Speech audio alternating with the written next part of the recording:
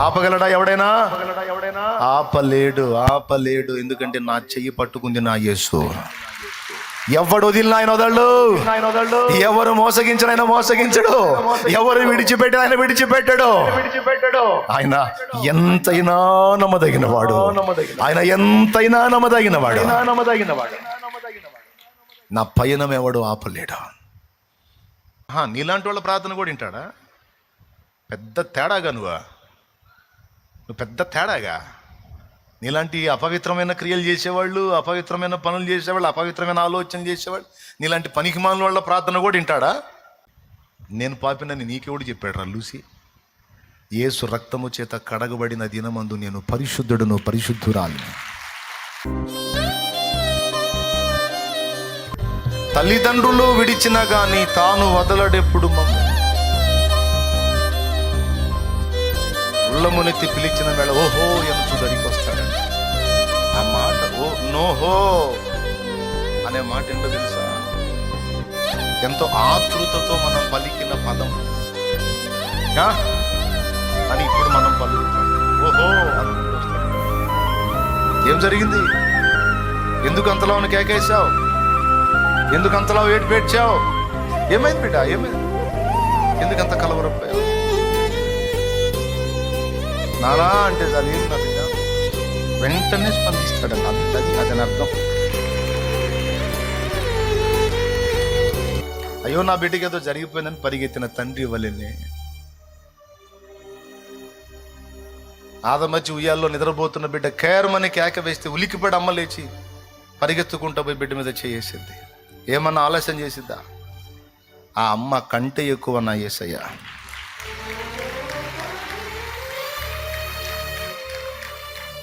నువ్వు అనుకుంటావు నన్ను పట్టించుకుంటాడా అని. వెటి ముఖం నిన్ను కాకపోతే ఎవరిని పట్టించుకుంటాడు?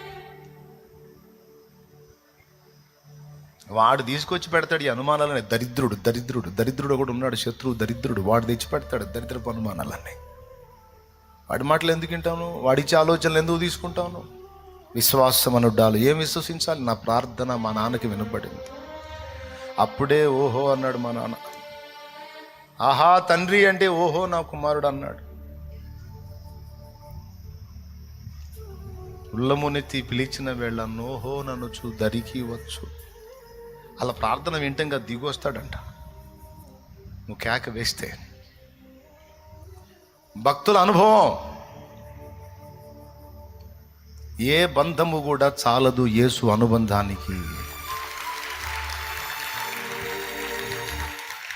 ఏదైనా అనుమతిస్తే అవసరాన్ని బట్టి అనుమతిస్తాడు తప్ప అనవసరంగా ఏది అనుమతించడు. ప్రతి దానికి స్పందిస్తాడు. కాబట్టి నమ్మకం ఉంచుదామా వద్దా? చెప్పండి. అది ఎంత కీలకం మనకి. నా ప్రార్థన ఇందాక నువ్వు నిలుమోకాళ్ళు చేసావు, ఇప్పుడు చెప్పు వెళ్ళిందా లేదా? నోహో అన్నాడా లేదా? జవాబు ఇచ్చుంటాడా లేదా? ఇదే కాదు, నువ్వు ఇంతకు ముందు చేసిన ప్రార్థనలన్నీ నాయన దగ్గరికి పోయినాయి. అన్నిటికీ కలిపి ప్రతి దానికి ఉత్తరం ఇవ్వమని పర్మిషన్ కూడా జారీ చేసేసాడు. నువ్వు పాపివి కదా, నువ్వు పాపం చేసావు కదా, నీ నోరు మంచిది కాదు, నీ కళ్ళు మంచివి కాదు, నీ క్రియలు మంచివి కాదు, నీ ప్రవర్తన దరిద్రం, నీ ఆలోచనలు చండాలం.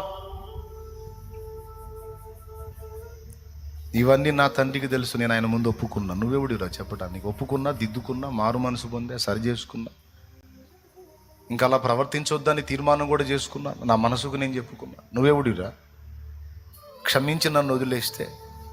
నువ్వెవడు ఇంకా కేసులు ఉన్నాయని చెప్పడానికి? కేసు జడ్జి కొట్టేశాడు రా, నా దేవుడు కొట్టేశాడు. గనుక నా ప్రార్థన వింటాడు. ఒకటి ప్రేమను బట్టి వింటాడు, రెండవది నేను ఒప్పుకున్నందున క్షమించి వింటాడు.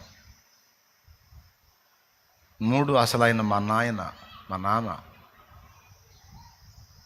నిద్రలో ఉలిక్కిపడి కేక వేసిన బిడ్డ దగ్గరికి అదే ఉలికిపాటుతో లేచి పరిగెత్తే తండ్రి వలె నా తండ్రి నానా అంటే ఏమి నా కుమారి నా కుమారుడా అనుకుంటా పరిగెత్తుతాడు మా అయ్య. మాకున్న అనుబంధం అదిరా, మాకున్న అనుబంధం అది అని చెప్పాలి. నీ మనసుకు చెప్పుకో చాలు, వెళ్ళిపోయేది వాడికి సంకేతం. ఎందుకంటే వాడు వదిలేస్త్రాలన్నీ నీ మనసు మీదే వదులుతాడు. డౌట్స్ అన్నీ నీ మనసులోనే పుడితే విరుగుళ్ళు కూడా నీ మనసులోనే నువ్వు వేయాలి. ప్రశ్నలు అక్కడే పుట్టిస్తాడు, సమాధానాలు అక్కడే తేలాలి. దాడి అక్కడే జరిగింది, తిరిగి ప్రతి దాడి కూడా అక్కడే జరగాలి. వాడి బాణాలని తుత్తునియలు చేయాలి. అర్థమైందనుకుంటున్నా ఒకటి.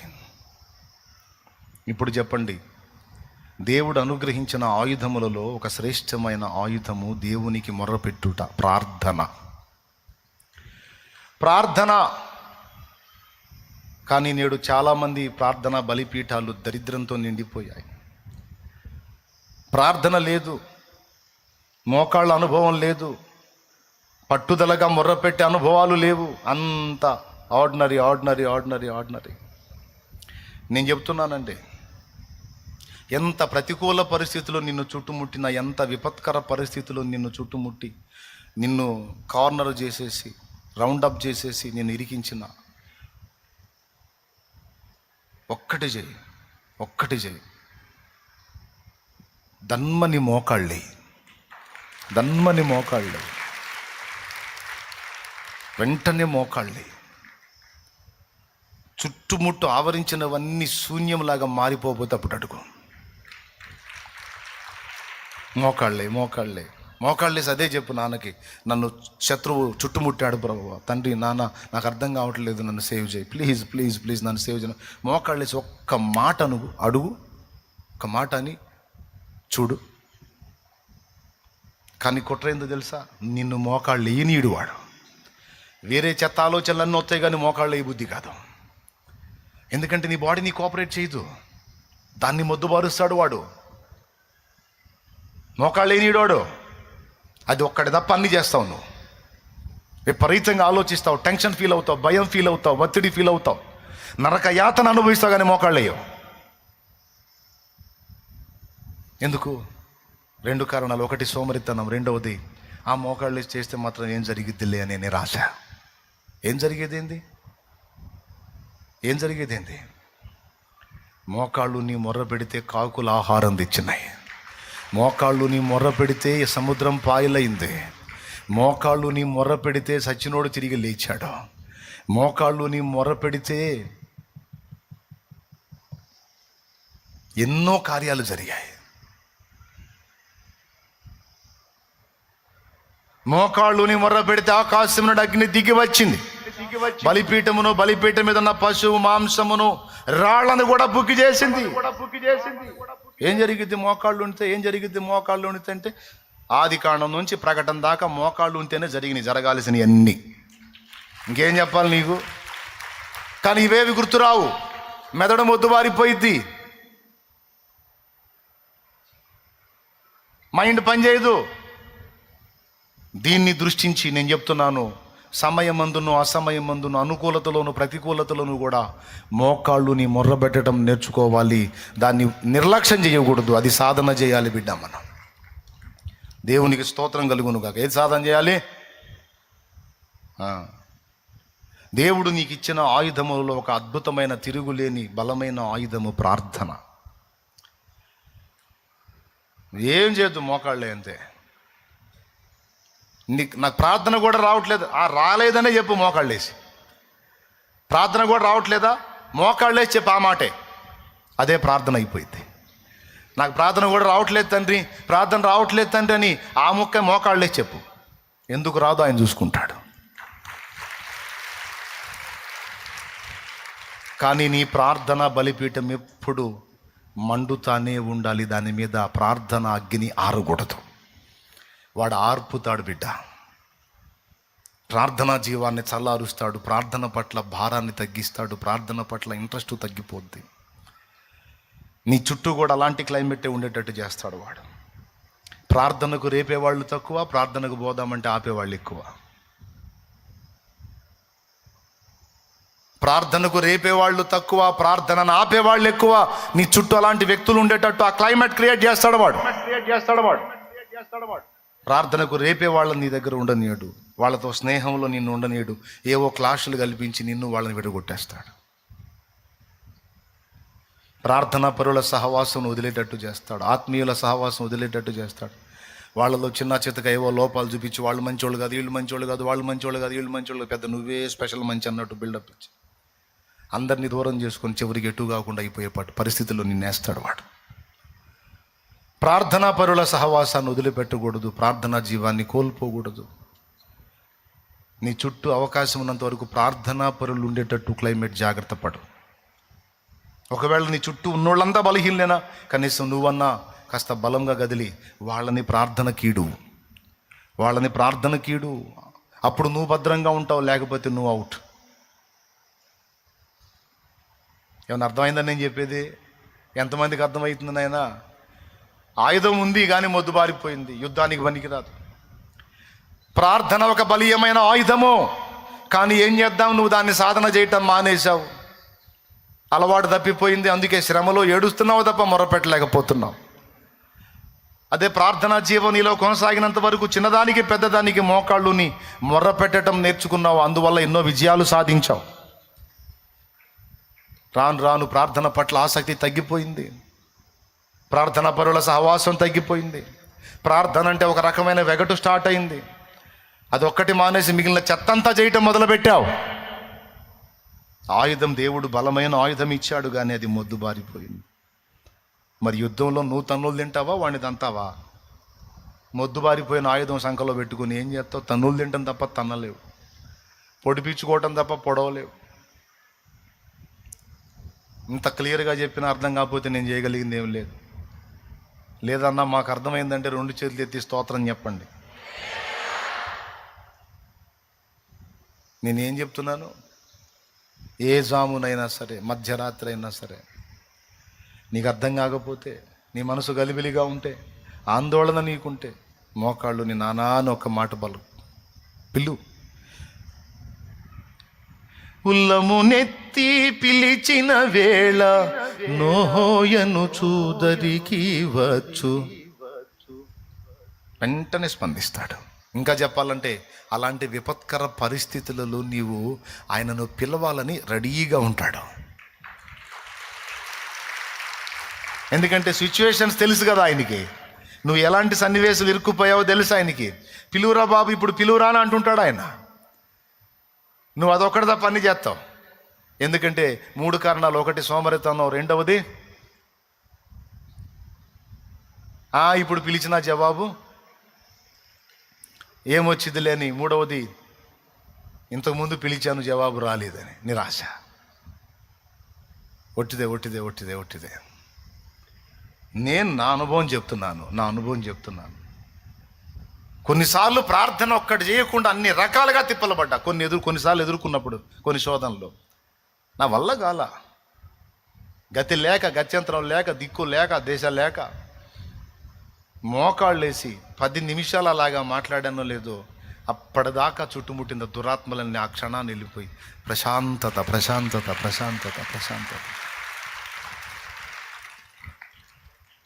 దేవుని ప్రశ్న ఏంటో తెలుసా?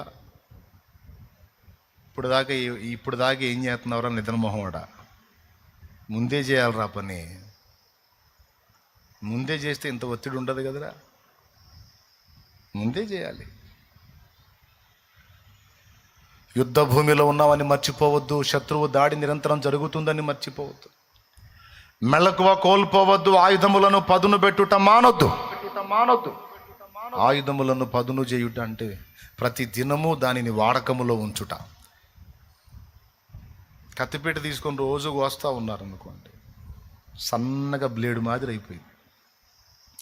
కోసే కొద్దీ పదును ఎక్కిద్ది. ఎంతమంది ఒప్పుకుంటారు?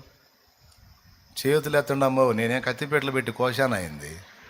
మరి మీరు చెప్పరే, కోసేవాళ్ళు చెప్పరే. కూరగాయలు కోయరా, మాంసం కోయరా, చికెన్ కోయరా, మటన్ కోయరా, అబ్రాం కోయరా? దేవునికి స్తోత్రం. మరి కోసే కొద్ది సన్నగా బ్లేడ్ లాగా తయారైద్ది. అట్లా కాకుండా వాడకుండా పక్కన పెట్టే 1 సంవత్సరం పాటు నువ్వేం చేయొద్దు. ఒట్టిగా పక్కన పెట్టే, పనికొచ్చిద్దా? పోనీ నెలపాటు పక్కన పెట్టి పనికొచ్చిద్దా? ఏమైద్ది? పోనీ పదును పెట్టించే పెట్టు, ఏమైద్ది? అదే పదును పెట్టి రోజుకు దాన్ని వాడకంలో పెట్టు, వాడే కొద్ది నునిపెక్కిద్ది, పదునెక్కిద్ది, బ్లేడ్లా తయారయ్యిద్ది. నువ్వు కాస్త ముంపుగా అట్లా అన్నావంటే అబ్రాం కాదు, నీ వేలు కట్ అయిపోయింది. దేవునికి స్తోత్రం కలుగును గాక. హల్లెలూయా. అవునా? మాట చెప్తున్నానండి. వాడకంలో పెట్టాలి. ఎందుకంటే ఎప్పుడు అవసరమైద్దో తెలియదు ఆయుధము. అందుకే ఎప్పుడు సన్నద్ధులమై ఉండాలన్నాడు. సన్నద్ధులమై ఉండాలి. వాడకంలో పెట్టవలసిన ఆయుధముల్లో మొట్టమొదటిది ప్రార్థన అనే ఆయుధం. ఆత్మలో ప్రతి సమయమందును ప్రార్థన చేయాలి. అది మెళకువ. అంటే ప్రార్థనా జీవితం దినదిన ప్రవర్ధమానంగా వర్ధిల్లాలే కానీ చల్లారిపోకూడదు. కానీ చల్లారుస్తాడు వాడు. నువ్వే పోరాడి ప్రార్థన చేయాలి. ప్రార్థనలో నువ్వు చురుకుగా ఉన్నంత వరకు వాడు నిన్ను ముట్టడానికి ట్రై చేయడు. ప్రార్థనలో నువ్వు విరివిగా గడుపుతున్నంతసేపు వాడికి భయం. అబ్బో మనిషి మెలకుగా ఉందండోయ్, ఇప్పుడు పోయానంటే మొహం బయలుద్ది నాకు. వాడు ఎప్పుడు అటాక్ చేస్తాడో తెలుసా? నువ్వు ప్రార్థనా జీవాన్ని ఎప్పుడైతే కోల్పోతావో, అక్కడ వాడి ఆలోచనలతో ఏకీభవించి ఎప్పుడైతే నిర్లక్ష్య ధోరణి వ్యవహరిస్తావో, అప్పుడు నీ ఏమరుపాటే వాడి అవకాశం. శత్రువు ఎప్పుడు దాడి చేస్తాడు అన్నయ్య? నువ్వు ఎప్పుడు నిద్రపోతావు అప్పుడు దంతాడు. ఇంక నీకు స్పెషల్ టైం ఏముంది? నీ ఏమరుపాటే వాడి సిద్ధపాటు, వాడి దాడి చేసేటువంటి టైం. అందుకే బిడ్డలారా గుర్తుపెట్టుకోండి, ప్రార్థన దేవుడు మనకిచ్చిన ఆయుధములలోకెల్లా పెద్ద ఆయుధము, శ్రేష్టమైన ఆయుధము. దానికి ఎంత బలం ఉందంటే, ఆ ప్రార్థనకి ఎంత ఫోర్స్ ఇచ్చాడంటే దేవుడు. ఇందాక స్టార్టింగ్లో చెప్పాను, 10 దినాలు ప్రార్థన చేశారా, ప్రసంగం చేశారా? పెద్దగా చెప్పాలి. పాస్టర్లు కూడా గుర్తుపెట్టుకోవాలి. ఇది సేవకులు కూడా తెలుసుకోవాలి. అందరం లైవ్లో ఉన్నవాళ్ళు సేవకులు ఉంటారు. చాలామంది దైవజనులు కూడా వింటారు ఈ ఉపదేశం. అందుకని చెప్తున్నాను నేను. జూమ్లో కనపడుతున్న వాళ్ళు చాలామంది ఉన్నారు. వాళ్ళలో సేవకురాళ్ళు ఎంతమంది ఉన్నారో నాకు తెలియదు. మొత్తానికి ఉన్నారు. అందరికీ చెప్తున్నాను నేను. ప్రసంగం చేయమంటే దైవజనులు 10 దినాలు కాదు 20 దినాలైనా చేస్తారు. ప్రార్థన చేయమంటే గంట చేయలేరు. కానీ ఇక్కడ దేవుడు చూపిస్తున్న మోడల్ ఏంటంటే, 10 దినములు ప్రార్థన చేశారు, పావు గంట ప్రసంగం చేశాడు, అయిపోయింది. 3,000 మంది వరుసపెట్టి బాప్తీసం పొందారు. ప్రార్థన ఎక్కువ, ప్రసంగం తక్కువ. ప్రార్థన ఎక్కువ, ప్రసంగం తక్కువ. కానీ ఇప్పుడు జరుగుతున్నది రివర్స్. ప్రసంగం ఎక్కువ, ప్రార్థన తక్కువ. ప్రసంగం ఎక్కువ, ప్రార్థన తక్కువ. అందుకే అది పసలేని ప్రసంగం అయింది. ఎవరిని గెలిచట్లా. ప్రార్థన లేని, పసలేని ప్రసంగాలు 3,000 చేసినా కూడా సరిగ్గా మారట్లా. అప్పుడేమో 10 దినాలు ప్రార్థన చేసి ప్రార్థనా శక్తితో, పరిశుద్ధాత్మ ప్రభావంతో నింపబడిన పావు గంట ప్రసంగం బాప్తిస్మాలు ఈ లేక సచ్చి ఉంటారు నాకు తెలిసి. 3,000 మందికి ఏంది? ఒక్క పూట 400 మందికి బాప్తిజం ఇచ్చేటప్పటికి అయిపోయింది నా పని.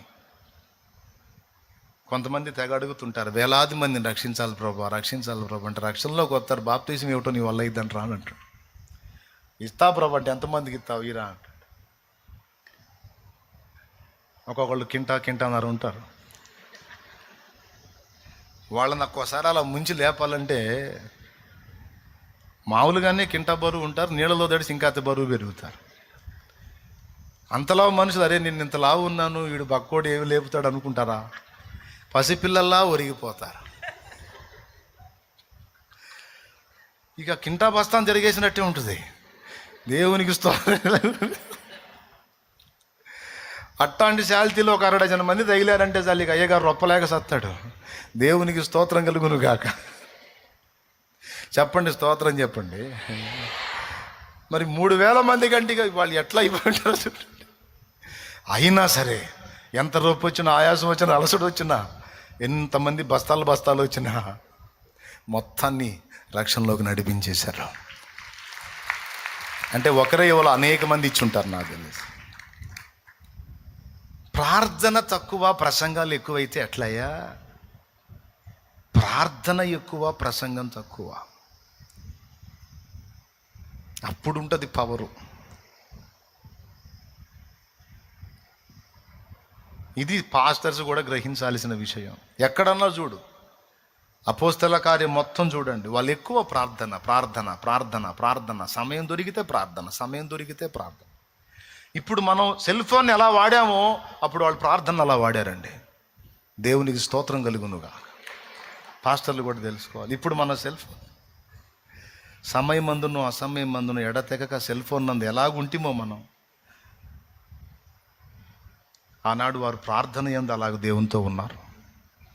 ఈరోజు సమయమందును అసమయమందును ఏ కొంచెం అవకాశం దొరికినా దన్మని ఆయుధం బయటికి తీసి టపి నొక్కి, ఎలాగైతే సెల్ ఫోన్ ద్వారా లోకముతో మనం గడుపుతున్నామో, సెల్ ఫోన్ ద్వారా లోకమునందు మనం సమయమందును అసమయమందును ఎడతెగక ఎలాగుంటిమో అలాగున వాళ్ళు ప్రార్థన ద్వారా ప్రభునందు ఎడతెగక అలాగుంటిది. ఎందుకు కొడుతున్నారు? కరెక్ట్గా చెప్పాననే. మారాలి కదా, మనం మార్చుకోవాలి కదా, దిద్దుకోవాలి కదా. లేకపోతే గొప్ప ఉజ్జీవం ఎలా చూస్తాం మనం? చెప్పుకునేటప్పుడు నిజమే నిజమే నిజమే అని, ఏమండి, రెజిలింగ్కి పోయేవాడు బయట ఇలా ఇలా ఇలా ఇలా తెగొట్టినట్టు కొట్టి తీరా సీన్లో పోయిన తర్వాత వాడి చేత నోలు తిన్నట్టుంది మన పని. ఏమండి, ఆ బాక్సింగ్ చేసేవాడు బయట బాగానే కొట్టాడు, సీన్లో పోయినాక వాడి చేత నోలు తిన్నట్టుంది మన పని. ఇక్కడ ఉన్నంతసేపు అందరూ మండుతారు, నిజమే కరెక్ట్, ఇక నుంచి అంటారు. కూటం అయిపోయి బయటికి పోగానే మళ్ళా అవన్నీ పోతాయి. మళ్ళీ ఆయుధం తీస్తారు, మళ్ళా లోకమునందు ఉండునట్లు బానిసలు అయిపోయారు. అందుకే గొప్ప ఉజ్జీవం కనబడట్లా. ఆత్మల హృదయమందు పొడవబడిన అనుభవాలు లేవు ఇప్పుడు. దైవజనులలో లేవు, సంఘములో లేవు. అదే చేంజ్ రావాలి, అదే చేంజ్ కావాలి, మార్పు రావాలి, మార్పు కావాలి. 10 దినాల ప్రార్థన ఎక్కడ, పావుగంట ప్రసంగం ఎక్కడ? మీరు చదవండి కావాలంటే ఇంటికి పోయి. పేతురు చేసిన ప్రసంగం మీరు చదవటం మొదలు పెడితే ఖచ్చితంగా 3-4 నిమిషాల్లో అయిపోయింది. అంత నిమిషాలు కూడా పట్టదు. 2-3 నిమిషాల్లోనే పేతురు వాళ్ళతో చెప్పిన మాటలన్నీ టపి చదివేయచ్చు. వీడితో పాటు ఇంకా అనేక సంగతులు మాట్లాడాడని ఉంది. అంత కలిపి 1 పావుగంట.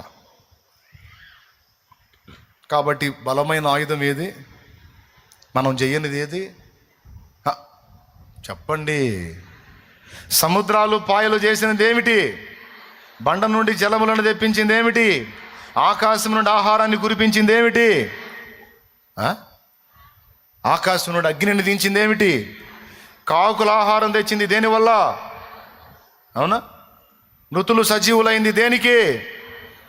దేవుడు జవాబిచ్చేది దేనికి? మనం ఎక్కువగా చేయింది ఏమిటి? అది ఇప్పుడు ఒప్పుకున్నారు. నవ్వుకోండి మంచిదే, కానీ నవ్వి వదిలేయకండి. తీవ్రంగా తీసుకొని సిగ్గుపడి ఇక దానికి పదును పెట్టండి. నువ్వు తరచుగా ప్రార్థన ప్రార్థన ప్రార్థన అనుకుంటా నీ శరీరాన్ని కాస్త వంచి చిన్నగా సాధన చేస్తే ఏం లేదండి. మన బాడీకి ఒక లక్షణం ఉంది, మన బాడీకి ఒక లక్షణం ఉంది. దాని తప్పేం లేదండి. దాన్ని మనం వంచాలా. తప్పంతా మందే. ఇంక నేను ఎక్కువ చెప్పను ప్రసంగం అని చెప్పా కదా, ఈ ఒక్క మొక్కే. శరీరానికి నువ్వు రోజు పొద్దున్నే 11ంటికి ఫుడ్ పెట్టు. పొద్దున్నే 11 నేను తిన అనుకోవద్దు, 11ంటికి పెట్టు. మళ్ళీ మరుసటి రోజు ఒక 10-15 రోజులు అట్లా పెట్టు. 11ంటికి తింటాం మొదలుపెట్టు. 12వ రోజుకి మళ్ళీ 11ంటికి తప్ప మిగిలిన సమయంలో ఆకలి కాదు. 11ంటికి ఆకలి అయితే మధ్యాహ్నం 3ంటికి పెట్టు, లేదా 4ంటికి పెట్టు. హోటల్లో అప్పుడప్పుడు తింటుంటా కదా, అక్కడ తినే బిడ్డలను అడుగుతా. కొన్నిసార్లు పొద్దున్నే పోయి తింటాను కదా, మీరు తిన్నారమ్మా అని అడుగుతా. 11ంటికి తింటామన్నా అంటారు. ఆకలి కదా అమ్మా అంటే అలవాటు అయిపోయిందమ్మా అంట.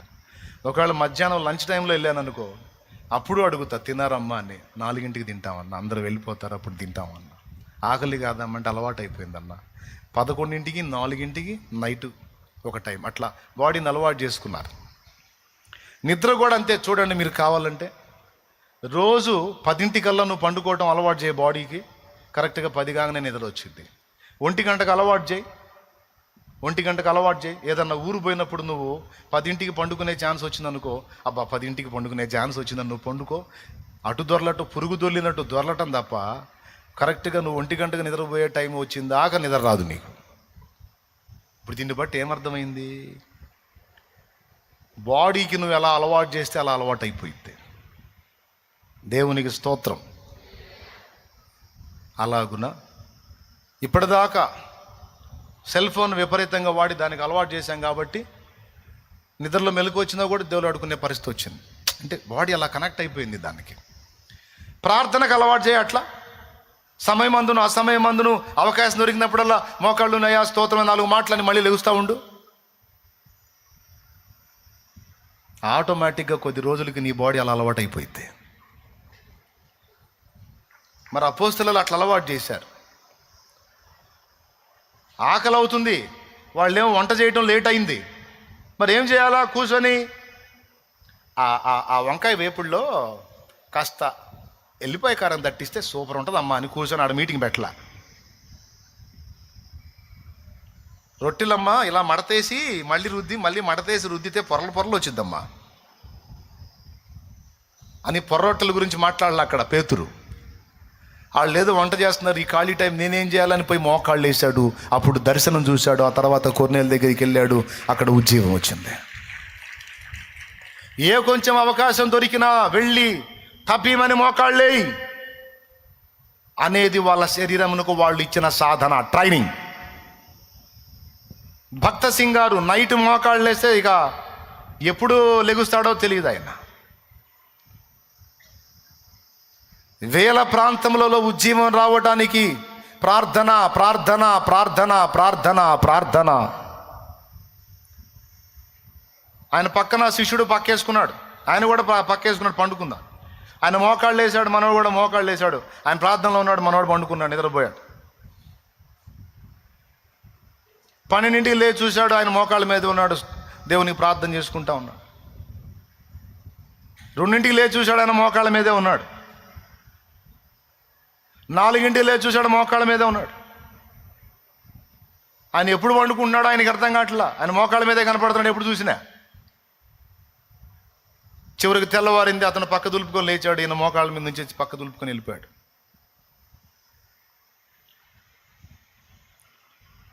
సుష్టుగా భోంచేసి బెస్ట్గా రెస్ట్ తీసుకుంటే కడతాడా?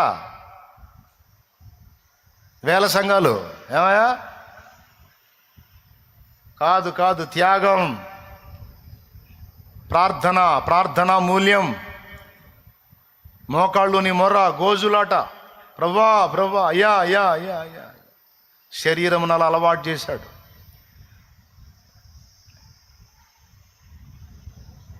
లేమెన్స్ ఇవాంజలికల్ ఫెలోషిప్ డానియేల్ గారు, జో గారు ఏకాంత ప్రార్థన నేర్పారు.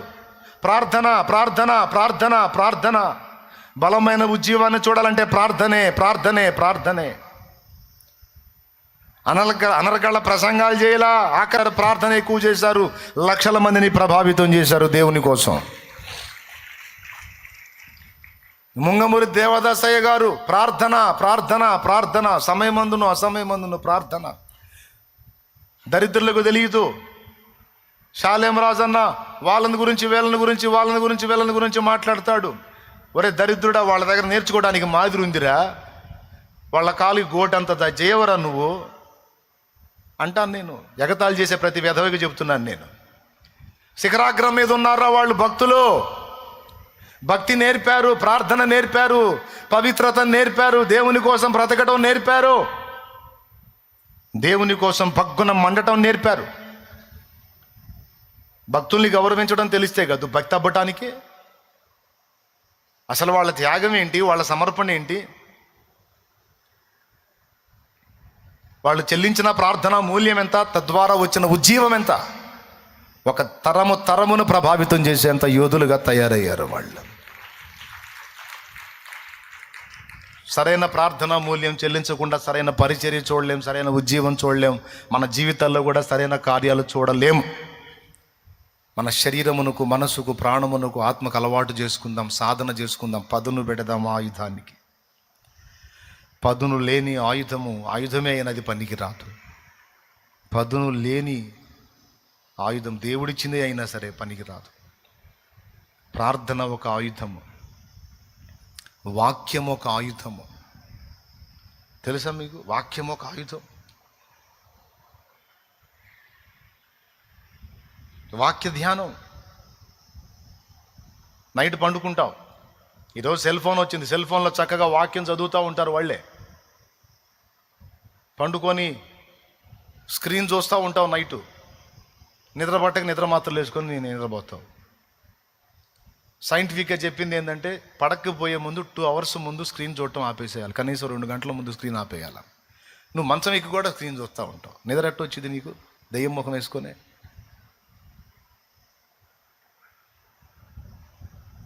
ఎట్టొచ్చింది?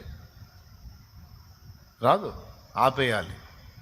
నువ్వు ఒక పని చేయి, తెలివిగా చక్కగా వాక్యం పెట్టుకో, లైట్ ఆపేసేయి, పక్కన పడేసేయి. వాక్యం వస్తూ ఉంటుంది, నీ మెలుకు ఉన్నంత వరకు వింటావు. ఆ వింటనే నిద్రలోకి వెళ్ళిపోతావు.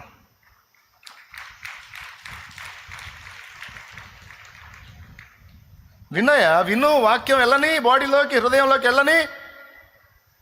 నీ సర్వ శరీరమున కదా ఆరోగ్యం అన్నాడే, నీ ఎముకలకు సత్తువ అన్నాడే, నువ్వు చేయనదంతా సఫలమగునన్నాడే.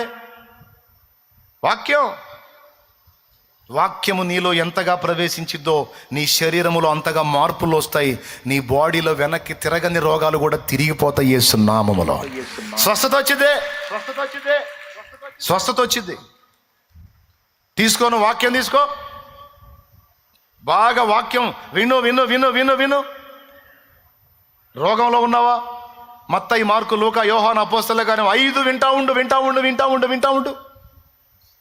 యేసయ్య చేసిన అద్భుతాలు వస్తూ ఉంటాయి. అపోస్తలు చేసిన అద్భుతాలు వస్తూ ఉంటాయి. విను. మత్తయి, మార్కు, లూకా, యోహాను, అపోస్తలు 5 విను. విశ్వాసము ప్రజ్వలించింది ఇక నీలో. వినుట వలన విశ్వాసము కలుగును, వినుట క్రీస్తును గూర్చిన వార్త వలన కలుగును. ఆ విశ్వాసమే నీలో కార్యసిద్ధి కలిగించిద్ది. నీ సర్వ శరీరము విడుదల పొందడానికి అది కారణమైంది.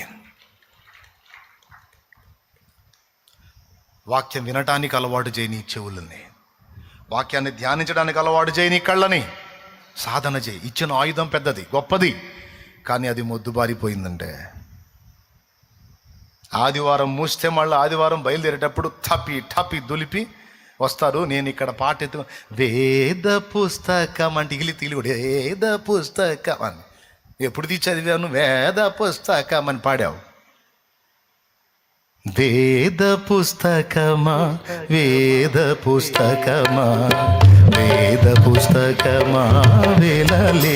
నిధి, వేద పుస్తకమా వేలలేని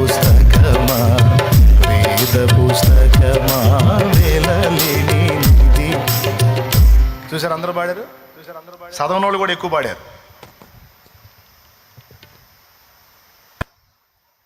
ఆయుధం ఉంది కానీ మొద్దుబారిపోయింది. ఆయుధం ఉంది, తుప్పు పట్టిపోయింది. నీ ఆయుధం ఉంది, వాక్యం అనే ఆయుధం, కానీ దుమ్ము కొట్టుకుపోయింది, మట్టి కొట్టుకుపోయింది.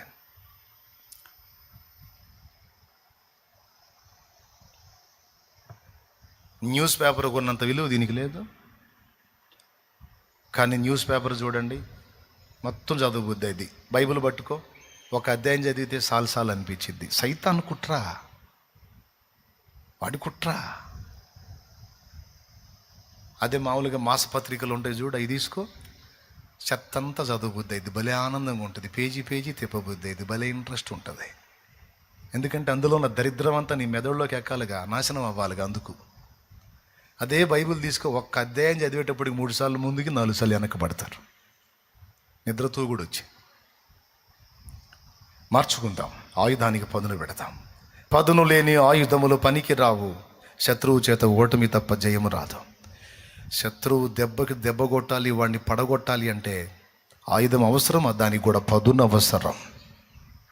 ఫిలిస్తీయులు వీళ్ళ ఆయుధాలు పదును లేకుండా చేశారు. అట్లాంటి కుట్ర సైతానుగాడు మనకు చేస్తాడు. కాబట్టి 2 సంగతులు చెప్పాను. మొదటిది, ప్రార్థన ఒక గొప్ప ఆయుధము. గొప్ప విజయాలు, భక్తులు సాధించిన అద్భుతాలు, కార్యాలు, సంఘాలు, పరిచర్య, ఆత్మల రక్షణ అంతా ప్రార్థనా మూల్యంతోనే జరిగింది. దేవదాసయ్య గారు, భక్త సింగ్ గారు, జో గారు, ఏమండి, ఇంకా భక్తులందరూ కూడా, చాలా వరకు భక్తిపరులందరూ కూడా, ఆత్మీయులందరూ కూడా శామ్యుయల్ మోరిస్ భక్తుల చరిత్రలు చదవండి. ప్రార్థన ప్రార్థన ప్రార్థన. ఓడలోకి ఎక్కినప్పుడు ఒక్కడు కూడా మారు మనసు లేదు, ఒక్కడికి కూడా మారు మనసు లేదు. శామ్యుయల్ మోరిస్ ఒక బాలుడు, ప్రార్థనాపరుడైన బాలుడు, 17 ఏళ్ల అబ్బాయి. శామ్యుయల్ మోరిస్ స్టోరీ చదవండి. ఓడలోకి ఎక్కినప్పుడు, అమెరికా వెళ్ళే ఓడ ఎక్కినప్పుడు, 17 ఏళ్ల అబ్బాయి ఓడ ఎక్కినప్పుడు అందరూ తాగుబోతులు, దుర్మార్గులు, నరహంతకులు ఓడ నిండా. ఓడలో నుంచి శామ్యుయల్ మోరిస్ 5 నెలల తర్వాత దిగేటప్పటికి ఓడలో వాళ్ళందరూ మారు మనసు పొందారు. ప్రసంగాలు లేవు, ప్రేమ ప్రార్థన, ప్రార్థన ప్రేమ, ప్రేమ ప్రార్థన, ప్రార్థన ప్రేమ. నో ప్రసంగం. శామ్యుయల్ మోరిస్ లైఫ్ మొత్తం నేను చదివాను, యూట్యూబ్లో అప్లోడ్ చేసినట్టున్నారు. నేను చదివా, కష్టపడి ఆ బుక్ అంతా చదివా.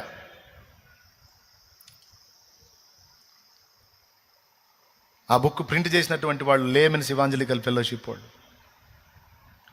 ప్రింట్ చేశారు. చదివా ఆ బుక్ మొత్తం, వాయిస్ చదివా. వినండి, మండిస్తుంది.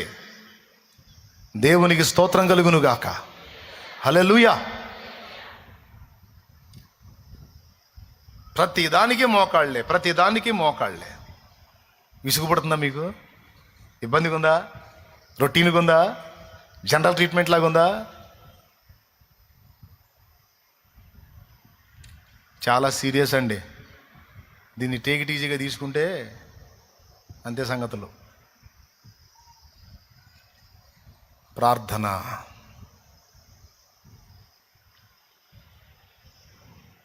తెల్లబారిన పొలమును జూచి తెల్లవారక ముందే లేచి ఉల్లము దేవుని ఆత్మతో నిండగా ఉల్లాసముతో కూర్చెడి వారిని. మనం తయారు కావాలి. రెండవది ఏంటి?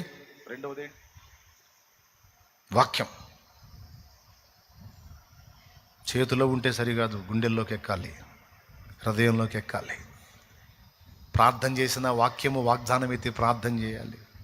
ప్రవర్తించిన వాక్యము వాగ్దానం చూసుకుంటా ప్రవర్తించాలి. ఈ ప్రవర్తన వాక్యం ఒప్పుకుంటుందా? ఇలాగ నేను చేయటం వాక్యం ఒప్పుకుంటుందా? ఇలా నడవటం వాక్యానుసారమేనా? వాక్యం బాగా నింపబడితే ప్రతి అడుగు కూడా వాక్యానుసారంగానే పడిద్ది. కానీ మనమే సాధన చేయాలి. అది మన చేతుల్లోనే ఉంది బిడ్డ. నేను సహా చెప్పటమే. నేను వచ్చి మిమ్మల్ని సాధన చేపిస్తానా? నాకు కుదిరిద్దా? కొని మీరు వచ్చి నాకు చెప్తారా? నాకు సాధన చేపిస్తారా? కుదిరిద్దా? నో. దేవభక్తి విషయంలో ఎవరికి వాళ్ళమే సాధకము చేసుకోవాలి. తిమోతికి రాసిన మొదటి పత్రిక 4వ అధ్యాయం 7వ వచనం, ఎవరికి వాళ్ళే సాధకం చేసుకోవాలి. గొప్ప అద్భుతాలు ఎవరెవరి జీవితాల్లోనే నీ జీవితంలో కూడా జరుగుతాయి. కానీ మోకాళ్ళు వేసి మొదలు పెడితే, కొడుకు వచ్చాడని సందడిగా వంట చేయబోయింది తల్లి, కాలు జారి పడింది, తొంటిలోకి ఇరిగింది కాలు. అప్పటి రోజుల్లో ఎడ్ల బండ్లు పట్టణంలోకి తీసుకెళ్ళాలి. మధ్యరాత్రి ఎవడు ఎడ్ల బండి కట్టే పరిస్థితి లేదు. ఏ ఇంటి దగ్గర పోయిన ఎడ్ల బండి కట్టలే. తీసుకొచ్చి తల్లిని మంచం మీద పండుకోబెట్టి తెల్లవార్దులు ప్రార్థన చేశాడు. నైట్ అంతా మోకాళ్ళేసి నా తల్లిని ముట్టి స్వస్థపరచు, ఆమె బాధ చూడలేకపోతున్నాను, తండ్రి స్వస్థపరచు, నువ్వు ముట్టు, నువ్వు తాకు, ఆమెను లేవనెత్తు, నా కోసం కష్టపడబోయింది, కాలిరగొట్టుకుంది, మమ్మల్ని తాకి స్వస్థపరచమని తెల్లవార్దులు మంచం దగ్గర మోకాళ్ళుని మొర్ర పెట్టాడు దానియేలు గారు. తెల్లవారుజాముకి కలుక్కుమని సౌండ్ వచ్చింది. కేక వేసి లేచింది తల్లి. చూసుకుంటే విరిగిపోయిన కాలు అతుక్కుంది. అక్కడ నొప్పి లేదు, బాధ లేదు, అసలు విరిగిన ఆనవాలే లేవు.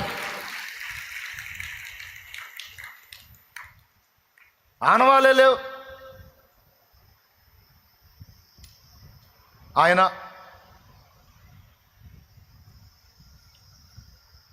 దేవుని కార్యాలు స్పష్టంగా అనుభవించారు. ఇక తెల్లవారి బండి అవసరం లేదు, ఏం అవసరం లేదు. హాయిగా తిరిగి అన్ని రెడీ చేసి కొడుకు పెట్టుకుని, కాలేజీ నుంచి వచ్చాడు కొడుకు అని పిండి వంటలు చేయబోయి కాలు ఎరగొట్టుకుని అలాగనే మంచం మీద పెట్టేసి మంచం దగ్గర మోకాళ్ళు ఉన్నాడు తల్లి మంచం దగ్గర. సస్తే సావని పోతారు. మంచం దగ్గర మోకాళ్ళుని మొర్ర పెట్టే బిడ్డలు ఎంతమంది?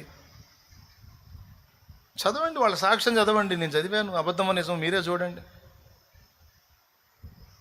ప్రార్థనకి ఎంత శక్తి ఉందో, ప్రార్థనకి ఎంత జవాబిస్తాడో. ప్రార్థన శక్తివంతమంది అని చెప్పట్లేదు, ప్రార్థన శక్తి దేవుని కృపలో ఉంది. దేవుడిస్తాడు, జవాబిస్తాడు. స్పష్టమైన కార్యాలు. అంత విశ్వాసం, అంత పట్టుదల, అంత నిరీక్షణ, అంత నమ్మకం ఎవరికి ఉంది?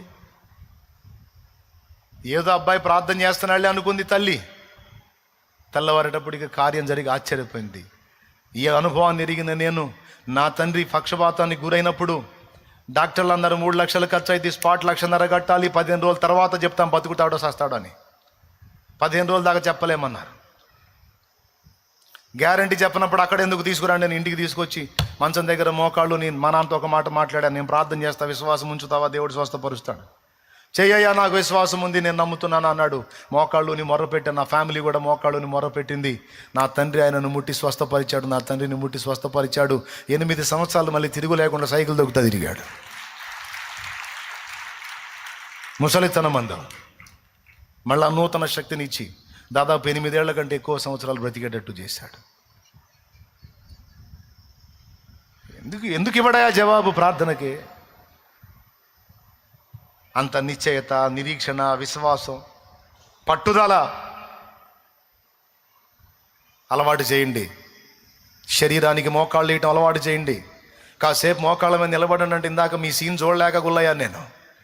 ఏళ్ళు అలా బెండ్ అయిపోయి అంటున్నారు. ఎందుకు? లేదు అలవాటు. సుఖం నొప్పింపక శరీరానికి ఏ ఇబ్బంది లేకుండా దానికి మెల్లగా అమ్మా నువ్వేమి ఇబ్బంది పడద్దమ్మా, నువ్వు హాయిగా ఉండమ్మా, నువ్వు చల్లగుండమ్మా, నువ్వు నున్నగుండమ్మా. నిలువు మోకాళ్ళు కాసేపు వేపిస్తే బెండ్ అయిపోయి షేకులు అందరూ చాలామంది షేకు మస్తానమ్మలు అయ్యారు. ఏడో ఉంది షేకు మస్తానమ్మ. దేవునికి స్తోత్రం కలుగును గాక. నా ఎదురే కూర్చుంది. హల్లెలూయా హల్లెలూయా అయిపోయారు. మరి నువ్వేమో ఎప్పుడో ఒకసారి మోకాళ్ళు వేపిస్తాను, ఇక నుంచి వారం వేపిస్తా, రెడీగా ఉండండి. అట్టయితే నేను కూటానికి రాను, రాకపోతే సర్దుకో. దేవునికి స్తోత్రం. వేయాల్సిందే, నిలువు మోకాళ్ళు వేయాల్సిందే, ప్రార్థన చేయాల్సిందే, కార్యాలు చూడాల్సిందే. అలవాటు చేద్దాం మోకాళ్ళు ఉండడం, అలవాటు చేద్దాం మోకాళ్ళు వేయటం, అలవాటు చేద్దాం కళ్ళకి వాక్యం చదవటం, చెవులకు వాక్యం వినడం. ఆఖరి మాట, ఇందాక నేను ఆఖరి ముక్క అన్నావు కదా అనకండి. ఆఖరి మాట అది. 3వ ఆయుధము పరిశుద్ధాత్ముడే. ఆత్మచేత శారీరక క్రియలను చంపిన ఎడల మీరు జీవించెదరు. రోమాపత్రిక 8వ అధ్యాయం ఇంటికి పోయి చదువుకోండి. ఇంకే టైం లేదు. రిఫరెన్స్ చూపిమంటే చూపిస్తా. చూపిమంటారా? చాలా పెందలాడు ముగిస్తున్నా ఈరోజు అసలుకే నేను. రోమాపత్రిక 8:13 చదువు. మీరు శరీరానుసారముగా ప్రవర్తించిన ఎడల చావవలసిన వారా యుందురు గాని ఆత్మచేత శారీరక క్రియలను చంపిన ఎడల జీవించెదరు. అయ్యా, ఆత్మచేత శారీరక క్రియలను చంపిన ఎడల అంటే ఆత్మను ఒక ఆయుధంగా చూపిస్తున్నాడు. మైండ్ ఉన్న వాళ్ళకి అర్థమైంది నేను చెప్పిన మాట. ఆత్మను ఒక ఆయుధముగా చూపిస్తున్నాడు. ఏది మళ్ళీ ఒకసారి స్క్రీన్ మీద ఏనాయనా బిడ్డలు చూస్తారు. నాయనా చూడండి నాయనా, ఒకసారి మీకు దండం పెడతాను, బైబిల్లో కూడా చూసుకోండి నాయనా, చూసుకోండి నాయనా, మీకు దండం చేసుకుంటాను, చూసుకోండి నాయనా. నాయనా 13వ వచనం నాయనా, ఆత్మ అంటే మళ్ళీ శరీరంలో ఆత్మ అనుకున్నారు నాయనా. అక్కడ పెద్ద అక్షరాలు రాశాడు నాయనా, ఆత్మ అని పెద్ద అక్షరాలు రాశాడు నాయనా. పెద్ద అక్షరాలు రాస్తే అర్థమైందో తెలుసా నాయనా? పరిశుద్ధాత్మ నాయనా, పరిశుద్ధాత్మను ఒక ఆయుధముగా మనకు ప్రసాదించాడు నాయనా. ప్రార్థన ఒక ఆయుధము, వాక్యం ఒక ఆయుధము, పరిశుద్ధాత్మ ఒక ఆయుధము నాయన. పరిశుద్ధాత్మ మనకు దేవుడు అనుగ్రహించిన అద్భుతమైన ఆయుధము నాయన. మరి ఇప్పుడు పరిశుద్ధాత్మను కూడా మనం సాధన చేసుకోవాల్సిందే నాయన. ఆత్మ చేత నడిపించబడటం అనేది ఒక్క పూటలో అబ్బదు నాయన. ఈ ఒక్క ముక్క వినండి నాయన, మీకు దండం చేసుకుంటా వినండి నాయన, అమ్మ వినండి. పరిశుద్ధాత్మ చేత నడిపించబడటం అనేది ఒక పూటలో అబ్బేది కాదు నాయన, అది అనుదిన సాధన నాయన. ఆత్మకి ఎంతగా ప్రతి విషయంలో లోబడతా ఉంటావో అంతగా నీకు ఆత్మస్వరం వినబడుతుంటుంది నాయన. ఆత్మ నడిపింపు దొరికిద్ది నాయన. ఎంత విధేయత చూపుతుంటావో అంతగా దొరికిద్ది నాయన. ఎంత లోబడతావో అంత దొరికిద్ది నాయన. ఆత్మస్వరం నాయన నీలోనే ఉంటాడు నాయన, నీ పక్కనే ఉంటాడు నాయన, నీ మీద ఉంటాడు నాయన, నిన్ను నడిపిస్తుంటాడు నాయన. అమ్మ నడిపిస్తుంటాడు రా తల్లి, ఆయుధం పరిశుద్ధాత్ముడమ్మ మనతో ఉంటాడమ్మా. ఆదరణకర్త అమ్మ, సత్యస్వరూపేగా ఆత్మమ్మ, దేవుని ఆత్మమ్మ మనతోనే ఉంటాడమ్మా. ఎంత విధేయత చూపుతామో అంతగా మనల్ని అందిపుచ్చుకుంటాడమ్మా, వశపరుచుకుంటాడమ్మా. ఆత్మానుసారంగా నడవటం కాదమ్మా, పరాకాష్ఠగా చేరాలి, ఆత్మ వశులమైపోవాలి. కానీ మీకు తెలుసా, పరిశుద్ధాత్మ వశపరుచుకోవాలని చూసినట్టే దురాత్మలు వశపరుచుకోవాలని చూస్తాయి నాయన. దురాత్మలు వశపరుచుకున్నప్పుడు అపవిత్రమైన పనులు చేస్తామమ్మా మనం. దురాత్మలు మనల్ని ప్రేరేపించినప్పుడు లోబడితే పాపం చేస్తామమ్మా మనం. మీకు తెలుసా, మన ద్వారా జరిగిన పాపాలన్నీ పరిశుద్ధాత్మ ప్రేరణలో జరిగినాయి కదమ్మా. పరిశుద్ధాత్మ నడిపింపును కోల్పోయి దురాత్మ ప్రేరణకు లొంగినందున మన వల్ల పాపాలు జరిగినాయమ్మా. ఇప్పుడు వాటికి ఫుల్ స్టాప్ పెట్టేసి పరిశుద్ధాత్మ నడిపింపులోకి వెళ్ళిపోవాలమ్మా. ఆత్మ నిన్ను ప్రార్థనకు నడిపిస్తాడు, వాక్యానికి నడిపిస్తాడు, పరిశుద్ధ జీవితానికి నడిపిస్తాడు. ఇదిగో ఇక్కడ ఉంటే నువ్వు శోధించబడతావు, నడువు అని నీతో మాట్లాడుతూ ఉంటాడు. ఇదిగో ఇక్కడ ఉంటే నువ్వు డిస్టర్బ్ అవుతావు, నడు, వీళ్ళ మధ్యలో ఉండొద్దు, నువ్వు ఇక్కడ ఉండొద్దు, ఇలా ఉండొద్దు, ఇలా అవకాశం ఇవ్వద్దని. లోతైన జలములలో లోతున వినబడు స్వరమా, లోబడుటను నేర్పించి లోపంబులు సవరించు. లోనున్న ఈవులలో లోటైన నా బ్రతుకు లోపించని అర్పణగా లోకేశ చేయుమయా. లోపించని అర్పణగా లోకేశ చేయుమయా. నడిపించు నానావా నడి సంద్రమున దేవా, నవజీవన మార్గమున నా జన్మ ధరింప. హల్లెలూయా. దానియేలు ఈరోజు నువ్వు క్యాంటీన్లో భోజనం చేయొద్దు అన్నాడు ఆత్మ. పొద్దున్నే మోకాళ్ళుని ప్రార్థన చేస్తే ఆత్మ అంటున్నాడు, ఈరోజు నువ్వు ఫాస్టింగ్ ఉండు నాయన. పరిశుద్ధాత్మ స్వరం విన్నాడు భక్తుడు. రోజు వినపడని స్వరం ఈరోజు వినపడుతుంది. ఆయన సున్నితమైన స్వరాన్ని గుర్తుపట్టాడు ఆత్మలో. ఎగ్జామ్ టైం ఇది, తిండి తిని పుష్టిగా ఉండాలి, హెల్దీగా ఉండాలి, అప్పుడే ఎగ్జామ్స్ మంచిగా రాయగలుగుతాను. ఇప్పుడు ఫాస్టింగ్ ఏంటి తండ్రి? కాదు ఈరోజు తినొద్దు, ఫాస్టింగ్ ఉండు. ఉపవాస ప్రార్థన చేయి, తినొద్దు ఈరోజు. తోటి స్టూడెంట్స్ అంతా క్యాంటీన్ పోయి తిన్నారు, ఆ రోజు ఆయన తినలా. తిన్న వాళ్ళంతా ఆసుపత్రి పాలయ్యారు. ఫుడ్ పాయిజన్ అయింది, పేషెంట్లు అయ్యారు, గ్లూకోజులు ఎక్కినాయి, చచ్చి బతికారు.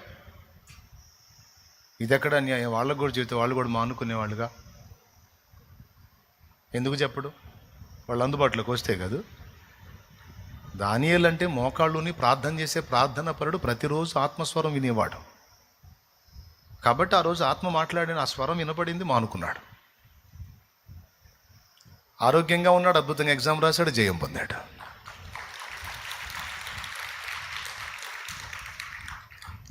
రోగం తప్పింది, పరీక్షలో జయం వచ్చింది. యెషయా లారీ దిగు, యెషయా లారీ దిగు, ఆత్మస్వరం వినపడింది. పెద్ద ఆయన, తాతయ్య గారు అంటారు ఆయన్ని. మాచర్ల పోతున్నాడు లారీ ఎక్కి అప్పటి రోజుల్లో. ఎక్కడ దిగమన్నాడు తెలుసా? కారంపూడి యువతలు దిగమన్నాడు. అడవి, ఇప్పుడే అడవిలాగా ఉంటుంది, అప్పుడు ఇంకా అడవి. ఇప్పుడు మధ్యరాత్రి దిగమంటున్నాడు. తండ్రి, ఇంత రాత్రి దిగటం ఏంటి? దిగు, నువ్వు లారీ దిగు. అక్కడికి వచ్చేటప్పుడు కాపోయా లారీ అన్నాడు. దేవునాత్మ మాట్లాడుతున్నాడు, ఆ స్వరం వినబడింది. నిద్రమోహం వాళ్ళు కాదు, భక్తిపరులు. పరిశుద్ధాత్మ స్వరం ఏం చెప్తున్నాడో ఆత్మస్వరం విని నడిచిన భక్తులు. ఏ పెద్దాయనా, మైండ్ పోయిందా నీకు? అడవిది దొంగలు ఉంటారు, జంతువులు ఉంటాయి. ఇక్కడ దిగుతానంటావేంది తీసావునా? ఆ ముందుకు పోతే కారం పొడి వచ్చేది, అక్కడ దిగుదుగానే. లేదు లేదు నాయన, ఏసై దిగమంటున్నాడు, ఇక్కడే దిగాలి, నేను ఆపమన్నా. ఏసై దిగమంటున్నాడా? ఎవడు ఇడు ముసవాడు పిచ్చోళ్ళలాగా ఉన్నాడు. సరే సరే దిగు. బండి దిగాడు, లారీ దించేసి వెళ్ళిపోయాడు. చీకటి అంధకారం, ఈ కన్ను పొడుచుకుందా కనపడట్లా. అయినా నడుచుకుంటా పోతున్నాడు. కొంచెం దూరం వెళ్ళిన తర్వాత ఇంకొక బండి వచ్చింది, దాన్ని ఆపమన్నాడు. దాన్ని ఆపాడు. వాళ్ళు ఎక్కించుకున్నారు. ముందు పోయింది కదా లారీ, స్పీడ్గా వెళ్ళిపోయింది. వెనకొచ్చిన బండి ఎక్కాడు. కొంచెం దూరం పోయిన తర్వాత చూసి అది యాక్సిడెంట్కి గురై ఉంది. లోపల వాళ్ళు భయంకరమైన పరిస్థితుల్లో అయిపోయి ఉన్నారు.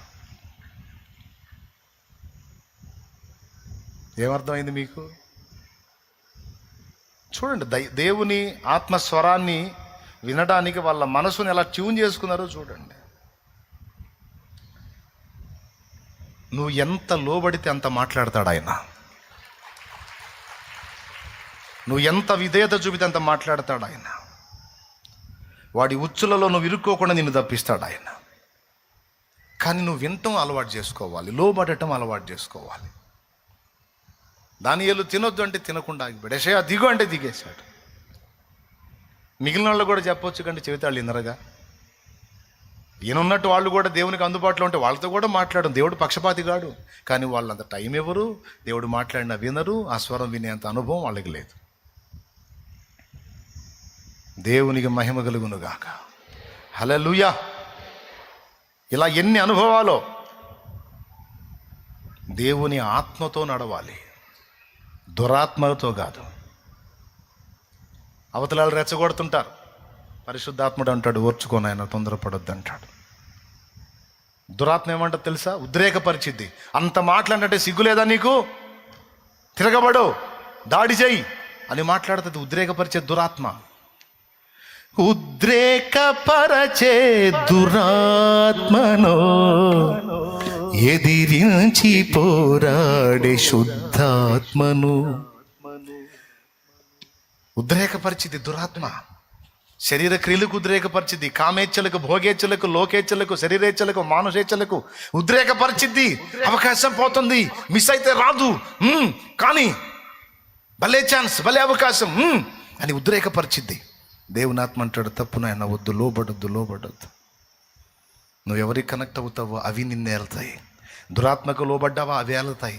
పరిశుద్ధాత్మకు లోబడ్డావా దేవుని ఆత్మ నిన్ను ఏలుతాడు.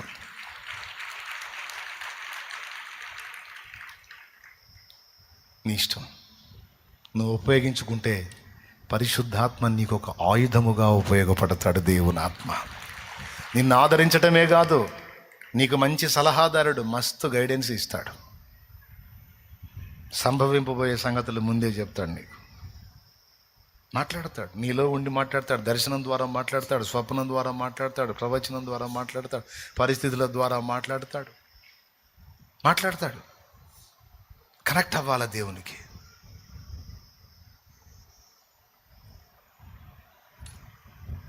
ప్రయత్నిద్దామా? సిద్ధపడదామా? దేవుని ఆత్మ మనకు సహాయం చేయనుగాక. ఈరోజు ఈ సంగతులన్నీ మనకు బోధించింది కూడా ఆయనే. దేవుడు నీకు ఇచ్చిన శ్రేష్టమైన ఆయుధాలన్నీ మొద్దుబారిపోయాయి. నీ ప్రార్థనా జీవితం అనే ఆయుధం మొద్దుబారిపోయింది. వాక్య ధ్యానం అనే ఆయుధం మొద్దుబారిపోయింది. పరిశుద్ధాత్మతో నడిపింపు అనే ఆయుధం మొద్దుబారిపోయింది. ఈరోజు పరిశుద్ధాత్మ నడిపింపు కోల్పోయావు. నువ్వు ఆత్మ నడిపింపు కోల్పోయావు. ఆత్మానుసారమైన నడక కోల్పోయావు. అందుకే శరీరం వెళ్తుంది, దురాత్మలు వెళ్తున్నాయి, ఉద్రేకపరిచే ఆత్మలు నిన్ను వెళ్తున్నాయి. నీకు అర్థం కావట్లేదా? టెంప్టేషన్స్ నిన్ను చుట్టుముడుతున్నాయి, నీకు అర్థం కావట్లేదా? ఎందుకు? వాటికి చిక్కావు, వాటికి లోబడ్డావు, అవి నడిపిస్తున్నాయి. దేవునాత్మకు లోబడి ఇక నుంచి దేవునాత్మ నేను నడిపిస్తాడు. ఈరోజు అప్పచెప్పుకో, పరిశుద్ధాత్మ ఇక నువ్వు నన్నేలో. అహము ఇహము పాశములై వ్యధల పాలు చేసినవి, వ్యాధి బాధలేకములై ఖేదమాయను.